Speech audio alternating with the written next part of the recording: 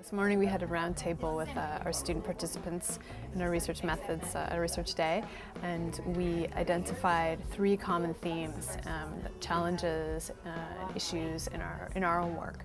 And they came out under the topics of, the first one was process in research, and so one example would be negotiating the different expectations that we have as students or as researchers versus community needs and expectations, whether it's different timelines or different research outputs. That was a common challenge. The second theme was outcomes from research. We were all interested in how to make research outcomes really meaningful for the communities that we work with. And then a third theme was content related.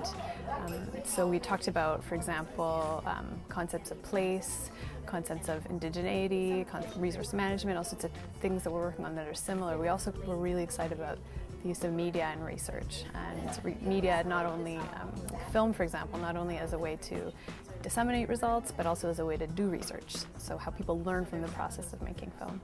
And so this afternoon what we're going to do is keep an eye on those issues and talk about them, especially focusing on how to address some of the challenges so that we can come out with a really positive experience at the end of the day.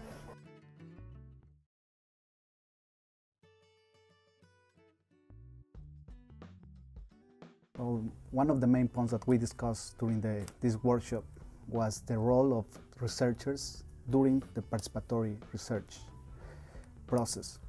And I think that as a scientist, as a researcher, we have a social responsibility with the communities in order to provide it meaningful information that they can use to manage their resources. I think the most interesting thing was actually talking about the limitations of different kinds of research.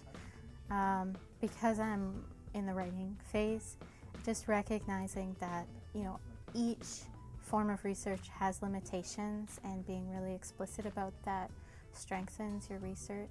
The discussion kept coming to the importance of transparency, the importance of the limitations. I think the most important thing is that I learned through the experience of other researchers what are the main or the key points that I have to take into consideration if I plan to do a project that's planned to involve community. I wanted to broaden my ideas about community-based research, and I saw that everybody's project was different, and yet the methodological challenges are almost exactly the same once you start engaging between university and community.